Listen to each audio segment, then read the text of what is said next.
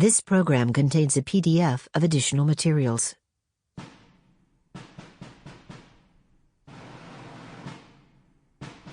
Simon & Schuster Audio presents The Three-Cornered War, the Union, the Confederacy, and Native peoples in the fight for the West.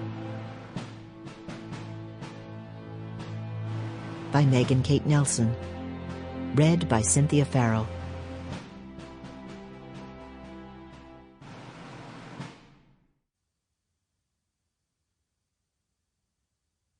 Prologue. It was the first summer of the Civil War, and everyone thought it would be the last.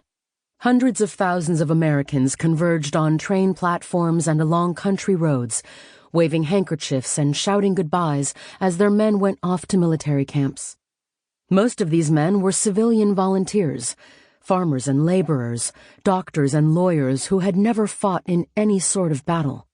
Some were professional soldiers, Army regulars who were recruited into service in the 1840s and 50s, paid to fight first against Indians in Florida and then Mexicans across the border, and afterward to garrison frontier forts from the Mississippi River to the Pacific.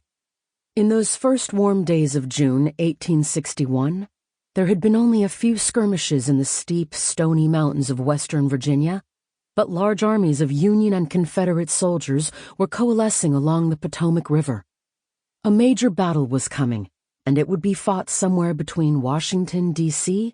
and Richmond. As the war was beginning in Virginia, the struggle over lands west of the Mississippi was also getting underway.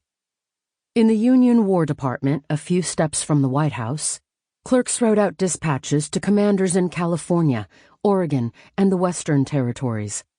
The federal government needed Army regulars currently garrisoned at frontier forts to fight in the Eastern Theater.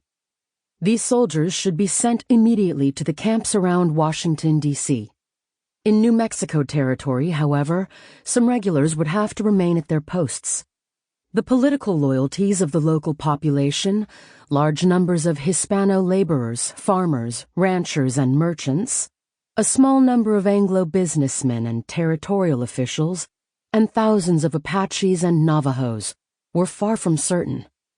New Mexico Territory, which in 1861 extended from the Rio Grande to the California border, had come into the Union in 1850 as part of a congressional compromise regarding the extension of slavery into the West. California was admitted to the Union as a free state, while New Mexico, which was south of the Mason-Dixon line, remained a territory. Under Sample complete. Ready to continue?